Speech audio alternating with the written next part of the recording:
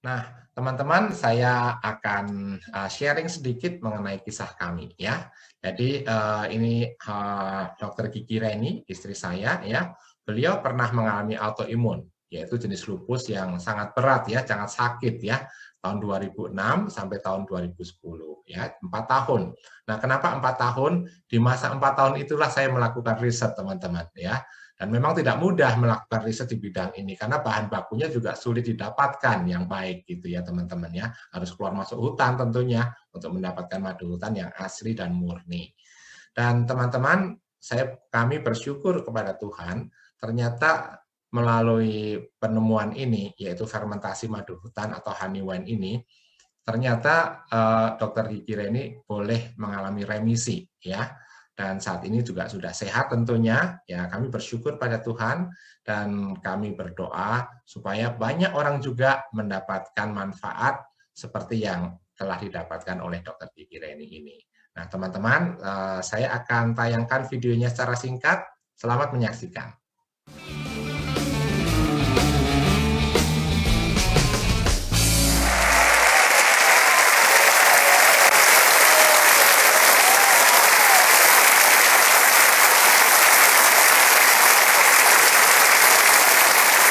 Kita tahu persis bahwa ada orang yang begitu percayanya pada pengobatan tradisional, herbal, sehingga meninggalkan pengobatan yang sedang dia lakukan, yakni pengobatan konvensional atau pengobatan medis.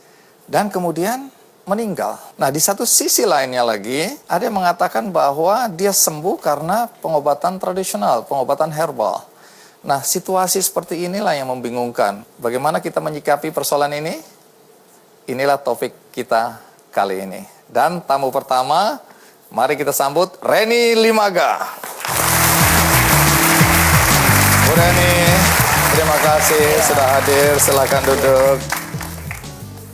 Bu Reni, apa benar dulu Anda kena penyakit autoimun? Iya, betul.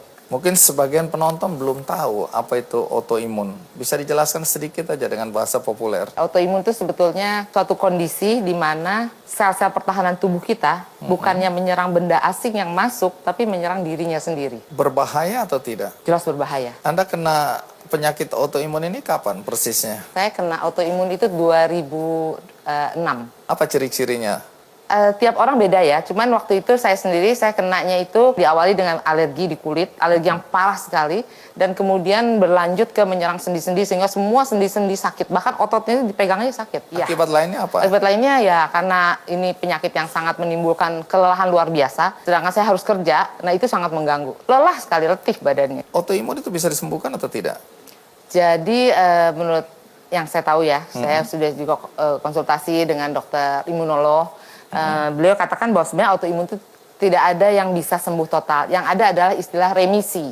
Remisi itu artinya kondisinya membaik tanpa harus minum obat. Tapi tidak menutup kemungkinan suatu hari bisa kambuh kembali kalau pola hidup itu kurang diperhatikan. Jadi sampai sekarang saya dengan kondisi seperti ini tidak harus lagi minum obat-obatan medis. Saya jaga aja kondisi lingkungan, stres, mind maupun fisik ya. Dan ada satu herbal yang saya minum. Nah iya, saya dengar gara-gara herbal itu ya, Anda kemudian kondisi tubuh Anda kemudian membaik. Iya, betul itu. Iya. Ramuan herbal apa ini? Lebih tepatnya saya minum suatu ramuan yang disebut sebagai fermentasi madu hutan. Fermentasi madu hutan. Madu hutan yang difermentasi. Siapa yang membuat ramuan ini? Suami saya, Pak. Kalau gitu nanti kita dengar langsung dari Sebaiknya suami begitu aja ya. Ya. Ini saatnya kita berikan aplaus yang meriah untuk Edi Kristianto.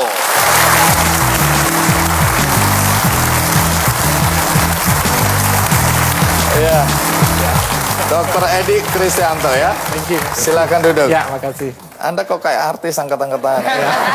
Hai. Ya. Oke, terima kasih Dokter Edi ya. Jadi Anda yang menemukan ramuan herbal untuk penyandang autoimun. Iya, betul. Kalau boleh tahu ramuan apa ini sebenarnya yang Anda buat ini? Anda temukan kapan persisnya Anda menemukan ramuan ini? Ya, sebetulnya sih penelitian saya lakukan dari tahun 2006 sejak beliau sakit. Jadi saya pengen memberikan sesuatu yang terbaik untuk istri saya, yaitu penelitian. Gitu. Tepuk tangan dong Mbak Andi. Betul ya. Nah, Bu Reni jangan terlalu percaya. Oh iya, Jangan terlalu percaya. 50%. 50, kalau lihat wajahnya 40%. 40. Oke, jadi Ya, Anda begitulah. ingin Jadi, memberikan sesuatu untuk ya, kesembuhan untuk- istri. ini tiap malam ya nangis gitu ya, kesakitan badannya gitu ya. Nah, jadi Oh, bukan karena cinta. Ya. Anda merasa terganggu aja. ya iya juga sih. Motifnya harus jelas. Tapi terutama karena cinta. Oh, karena cinta. Iya. Gitu ya. Baik. Jadi Terus kenapa nggak Anda cari obat-obatan konvensional, obat-obatan kimia? Kenapa Anda terpikirkan lebih baik ke herbal? iya sudah itu. Oh, ini sudah dijalani. Sudah, iya. Karena begitu terdiagnosa autoimun, langsung diberikan obatan golongan metilprednisolon itu standar Oke. waktu itu MP metilprednisolon dari 4 mg sehari. Itu masih kesakitan terus naik-naik beriring berjalannya waktu. Dalam waktu berapa ya? 3 bulan, 4 bulan sudah 64 mili. Dari 4 mili. Jadi moon face, buffalo neck ini bengkak semua gitu kan. Ya memang bentuknya berubah, tapi ya saya tetap sayang juga sih. Ya, iya. Gitu. Ini terlalu banyak dusta di antara kita. Bang Andi 40% ya. Sekarang saya rasa 30%. Oke, terus? Ya, jadi saya lakukan penelitian. Nah, menurut buku yang The Miracle of Enzymes itu kan karena masalah kekurangan enzim karena pola makan itu. Jadi kemudian saya temukan enzim itu ada di dalam madu hutan tuh. Itu pun tidak dari semua hutan di Indonesia. Dan kemudian saya dikenalkan oleh Ibu Unikasari oleh Ibu Evarianti Hutapea yang sudah menggeluti madu hutan dari tahun 2009 ya, sudah cukup lama waktu itu. Dan kemudian saya bisa mendapatkan madu hutan yang dari Kalimantan itu yang betul-betul pure, asli, diproses dengan standar yang sangat baik gitu ya. Dan dari situ saya teliti terus dan saya berikan ke istri saya nih. Cuma di situ paling kaya enzimnya, tapi nggak ada hasilnya. Oh. Udah saya berikan, mungkin kurang banyak gitu kali ya. Dia saya kasih lagi, tetap nggak ada hasilnya. Sekarang saya baru tahu motif yang sebenarnya. Anda ini cuma kelinci percobaan. Saya baru sadar bahwa ada sesuatu tuh yang menyebabkan enzim itu tidak aktif di tubuh manusia, namun hanya berfungsi di tubuh lebah begitu. Oke. Nah, jadi kemudian saya ingat waktu saya belajar di Jepang dulu, itu Tunggu, rupanya Anda belajar apa di Jepang? mengenai anti-aging, kemudian antioksidan, dan juga mengenai imunologi.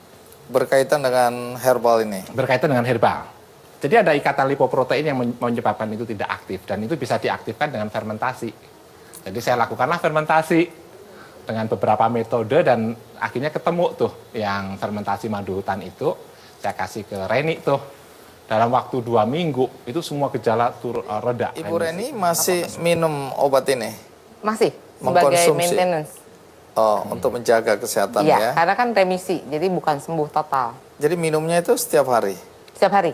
Berapa banyak? Kalau sebagai pencegahan Iya. atau hanya untuk maintain, saya minum 30 cc sekali sehari malam sebelum tidur. Kalau saya dengar tadi sudah dipasarkan ya? Artinya sudah dijual ke umum? Sudah dijual. Oke. Sudah Bisa- banyak yang merasakan manfaatnya. Sudah dapat izin? Ini kalau izin-izin gini dari mana deh? Izin BPOM. Sudah ada, di belakangnya ada nomor izin BPOM-nya ya. Khasiat lain apa ini? Yang pertama, karena di sini kaya dengan enzim-enzim itu, maka dia sangat sangat membantu untuk orang yang menderita penyakit autoimun sebagai minuman kesehatan untuk mereka.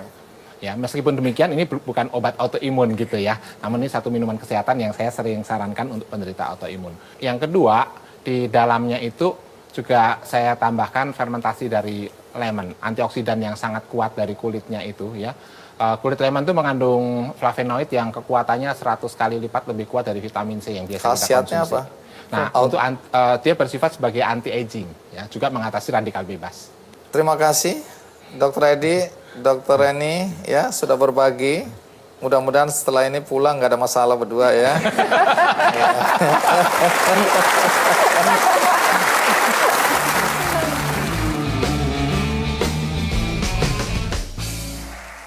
Nah, teman-teman, kita sampai pada akhir pembahasan dari sesi ini dan kita akan membahas sesi terakhir di video selanjutnya, yaitu mengenai doa dan harapan. Teman-teman, sampai jumpa kembali di sesi selanjutnya.